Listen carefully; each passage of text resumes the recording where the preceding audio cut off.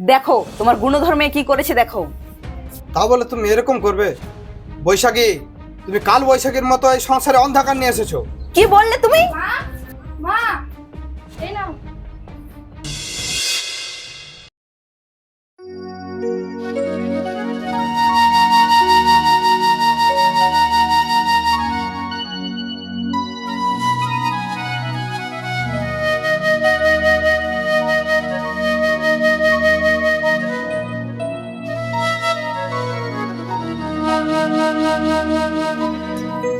ভালো করে পড়াশোনা কর, পড়াশোনা করে চাকরি পেলে তবেই তো আমি গা ভর্তি গয়না করবো। আহা, প্রতিবেশী আমার দিকে তাকিয়ে বলবে ওই দেখ সোনারানী বৈশাখী যাচ্ছি। আহা, ভেবেই কত আনন্দ। এই ময়না, তুই কোথায় যাচ্ছিস? স্কুলে যাচ্ছি মা। আমুলো যে স্কুলে যাচ্ছি, তোকে কোথাও যেতে হবে না। এসেছো তুমি? এই দেখো তোমার মহারানীর কাণ্ড, স্কুলে যাচ্ছে। হ্যাঁ ভালো তো, যাক না। আজ যাক না, আমরা কি অভুক্ত হয়ে মরবো নাকি? ভাত রান্না কি স্বয়ং ভগবান এসে করবে নাকি? চল যা, তোকে কোথাও যেতে হবে না, চুপচাপ রান্না করগে যা। মামারা মেয়েটাকে এভাবে কাঁদাও না বৈশাখী। না খেতে পেলে যে আমাদের সবাইকে কাঁদতে হবে।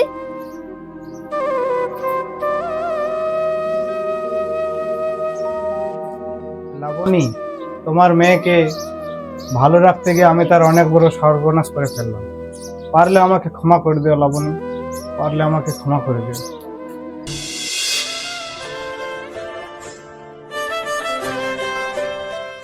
ছাড় মা ছাড়, আমি ঝাড় দিচ্ছি, তুই গিয়ে পড়তে বস। আহা, মেয়ের জন্য দরদ একবার উঠলে উঠছে, তোমায় এত দরদ দেখাতে হবে না। যা, ওরা পড়ছে, ওদের কাছে বসো গিয়ে। ওরও তো পড়তে ইচ্ছে হয়। ওকে পড়াতে গিয়ে তো আমি আমার ছেলেদের পড়াশোনা চুলোই দিতে পারি না।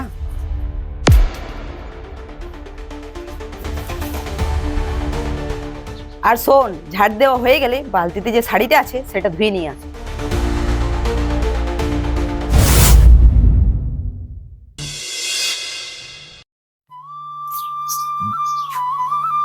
কাঁচা হয়ে গেছে মা, কোথায় রাখবো? আমার মাথায় রাখ। এত জায়গা থাকতে ঢং করে জিজ্ঞেস করছি কোথায় রাখবো, ওখানে মেলে দে।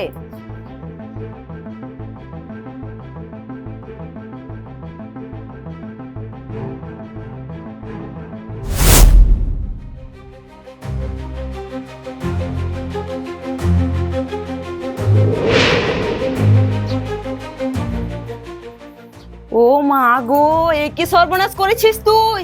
আমার এত সুন্দর শাড়িটা ছিঁড়ে দিয়েছিস। না মা, আমি কিছু করিনি। আমি কিছু করিনি? কে করলে তাহলে এটা? তোর স্বর্গীয় মা। একই একই, তুমি মামারা মেয়েটাকে মারছো কেন? মারছি কেন? মারছি কেন দেখবে? এই দেখো আমার শাড়িটার কি অবস্থা করেছে তোমার এই গুণধর্মে। দাঁড়া, তোর ব্যবস্থা আমি করছি।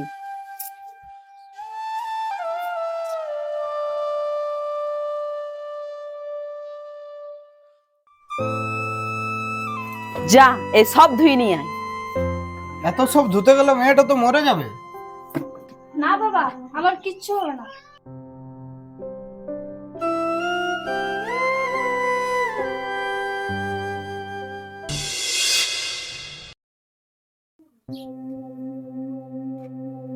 সকাল থেকে বিকেল হয়ে গেল, এখনো ময়নাটা বাড়ি ফিরলো না। দেখো, হয়তো কাজের ভয়ে কুকুর কারোর সাথে গল্প জুড়েছে। কাকু কাকু, ময়নাকে দেখলাম পুকুরে অজ্ঞান হয়ে পড়ে আছে।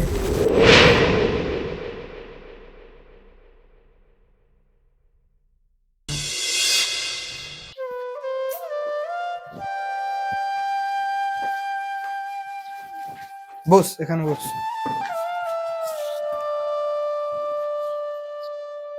তাহলে কাকু আমি আসছি। ঢং, দুটো কাপড় কাচতে গিয়ে মহারানীর মাথা ঘুরে গেছে। বৈশাখী, ও সকাল থেকে কিছু খায়নি। শোন ময়না, তোর এত ঢং শেষ হলে কাপড়গুলো মেলে দিস। তোর অনেক বড় ক্ষতি করে ফেললাম রে আমি, পারলে এই অসহায় বাপটাকে ক্ষমা করে দিস।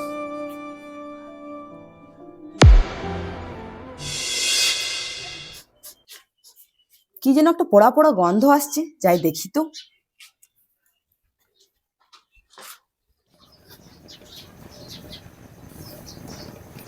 এ কি, ভাতগুলো সব পুড়ে গিয়েছে।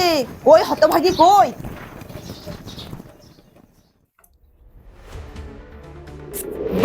বাহ, তুই আমাদেরকে না খেতে দিয়ে মেরে ফেলার চেষ্টা করছিস। কেন মা, কি হয়েছে?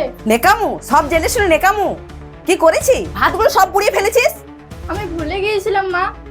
দাঁড়া তুই। এই নে, তুই যা চাল নষ্ট করেছিস তার দ্বিগুণ ভিক্ষা করে আন।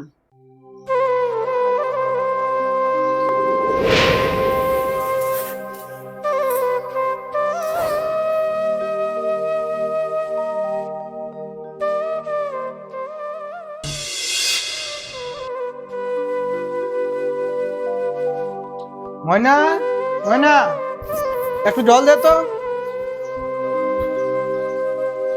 কই মা ময়না, মেয়েটা গেল কোথায়? সাড়া দিচ্ছে না কেন? তোমার মেয়েকে ভিক্ষে করতে পাঠিয়েছি।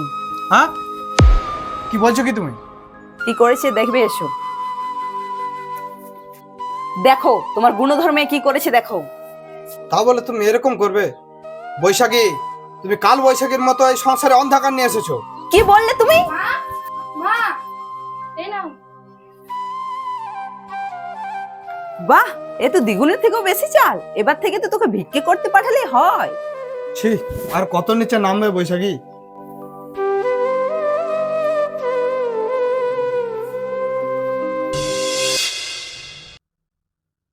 আচ্ছা ঠিক আছে, চল চল, মামাকে খবরটা দিই, চল চল। মামা আমরা দুজনে চাকরি পেয়ে গেছি।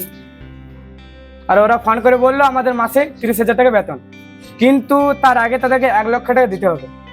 ওরকম হয় কখনো? ওদেরকে 1 লাখ টাকা দিতে হবে? না বাবা, এটা সত্যি হয় না। ওরা সব ফ্রড, সব টাকা নেওয়ার ধান্দা ওদের। যত সব অমঙ্গলের কথা বলছি ময়না, ভগবান আমাদের দিকে এতদিন পর তাকালো, সেটাও তো সহ্য হলো না। না না মা, আমি সত্যি বলছি। কিন্তু এতগুলো টাকা দেওয়ার আগে আমাদের সব দিক থেকে ভাবতে হবে। কোনো কিছু ভাবার দরকার নেই, তুমি যেভাবেই হোক কাল রাজুর হাতে 1 লক্ষ টাকা দেবে।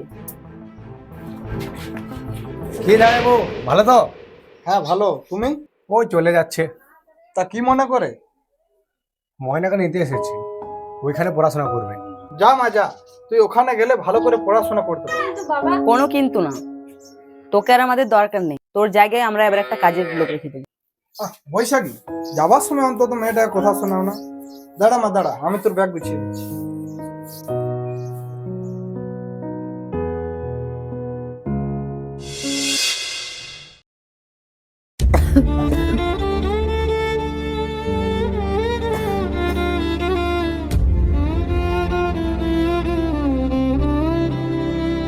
মা, মা, মা,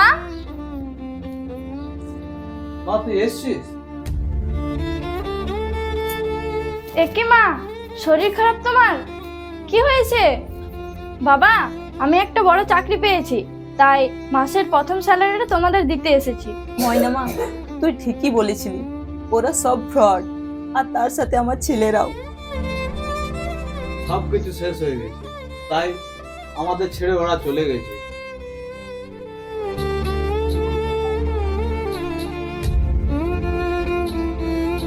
তোকে যা শাস্তি দিয়েছি তার সবটুকু ভগবান আমাকে ফিরিয়ে দিচ্ছে।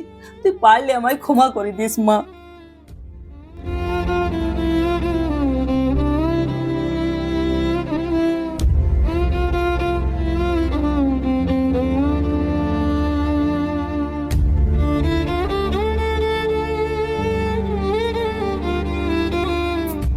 ওই রকম ভাবে বলো না মা।